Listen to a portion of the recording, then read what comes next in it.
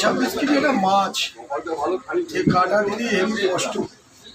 বলো বাবু, ভালো মাছ কাটছি দেখো, 5 বাজের টলারের মাছ।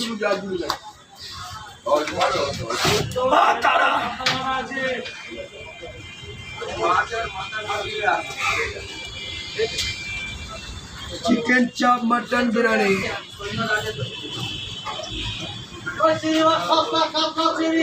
বলিস কি রে নন্দলাল, পাচ্ছি না রে বাবা, পাগিয়ে ছেড়েছে হরিণের গাল।